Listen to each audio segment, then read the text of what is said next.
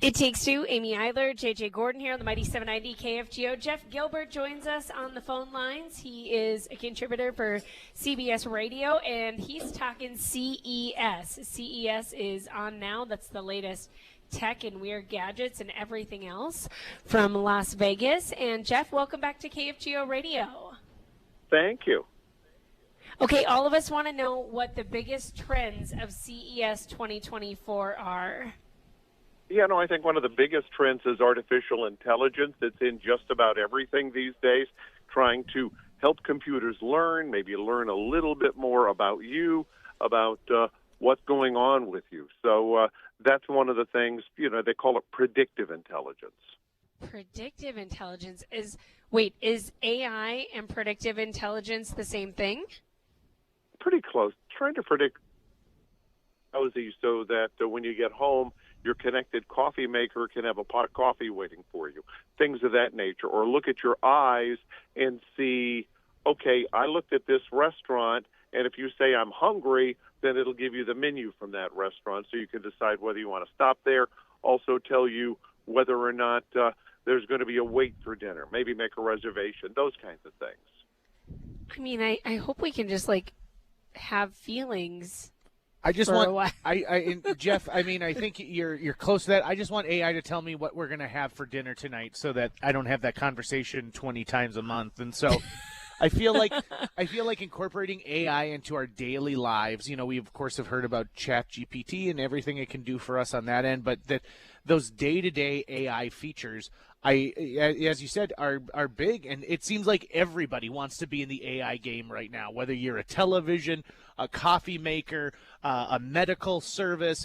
Everyone just wants to be into that game. Okay, I've also seen that I just wanted to, I'm sorry, I just wanted to add something to that. I think it's funny that the big subject here is artificial intelligence, and we're in a town where a lot of people get to the gambling table and lose all of their own personal intelligence. There's something not right there.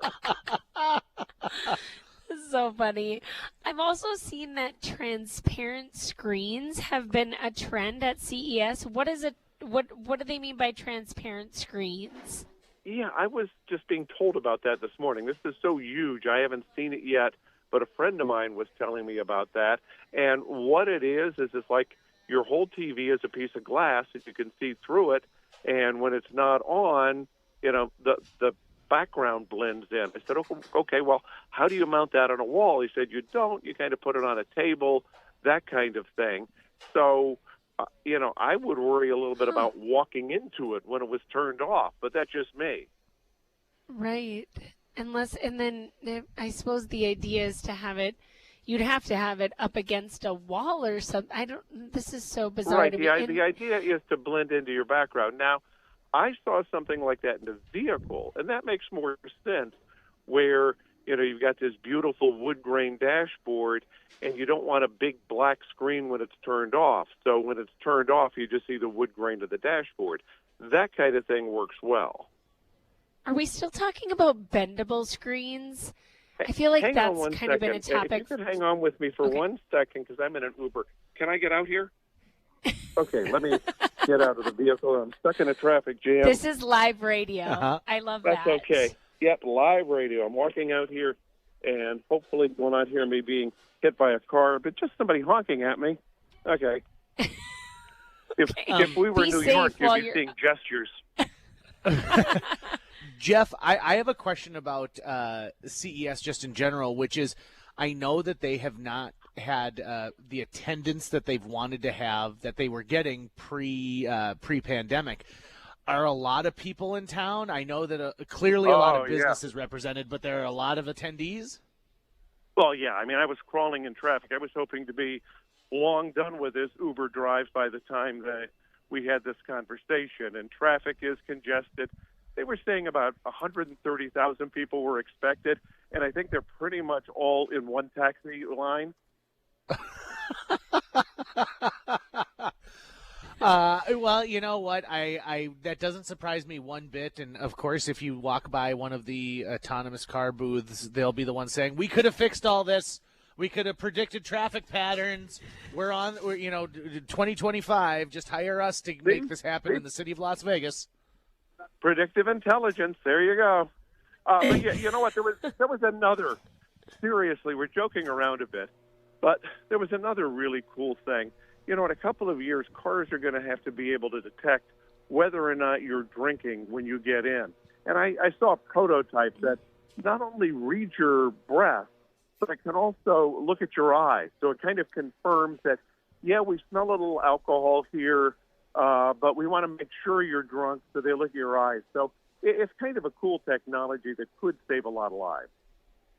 Wow. I mean, that just, I guess it doesn't surprise me. You get into a newer vehicle, every year that goes by and you walk in, you sit in these vehicles, the features that they have are just so, I mean, it's almost like you're surprised that isn't a technology that exists already. In some of these cars, it seems like they can do it all for you, or they are doing it all for you.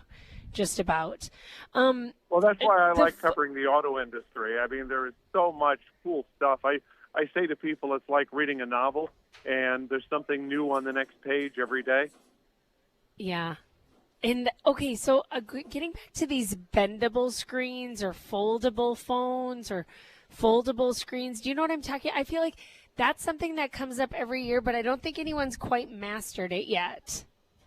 Yeah, I mean, you see the ads on TV for cell phones that kind of can bend and then they open up and you have a bigger screen. So that's a technology that I think we're going to see a lot of in the coming years. And we're seeing more and more of that because they can make these screens so thin and so durable that, they can stand being opened and closed because you realize, if you were to buy a cell phone with a built bendable screen, you're going to open and close that thousands of times while you have that phone. So it's got to be durable. That's a big question with those.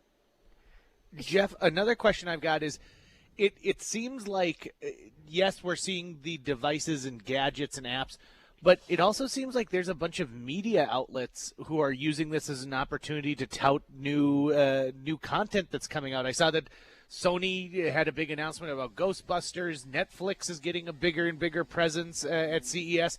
Is this show evolving into something that is not just how to watch it, but what to watch?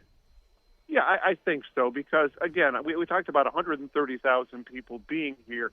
Anytime you have 130,000 people at one site, people are going to want to get their eyes. So be it a tech company, be it a streaming company, because those are tech companies as well, or be it an auto company. We talk about what I cover, automobiles. There is one hall here that is entirely devoted to automotive technology, and that actually spills over into a couple of other halls. So everybody wants a piece of the technology community. Okay, so what's the thing that you're most excited to maybe get hands-on? And it can be in that auto industry. Is there one thing where the booth where, I'm definitely fighting my way to the front for this one? No, it's more of a curiosity. What's happening? What are the trends? What am I going to be covering in automotive in a couple of years? And also you look at things and go, yeah, I think that's going to be a hit. Or you look at something else and go, nah, I don't quite think that's going to happen. There was a piece I was reading just the other day which was talking about cars that have built-in solar panels so that you can charge your battery while you're out and about. And I always think it's interesting to go back to see what was popular at CES 5 years ago and see if if that ever took off. It was, did this idea ever make it to the level that we thought it was going to be when we first saw it? And so this year, certainly, as you said, what are the things you're going to be reporting on as they continue to keep adding on to them? Time will tell, and I'm sure consumer demand will be the thing that drives it. Exactly. And, you see a lot of solar panels. Now, solar panels can't get enough juice to power an electric car, but they can power the radio, maybe even the heater, things like that, and take some of the strain off of the EV battery and maybe get you a few more MPGs.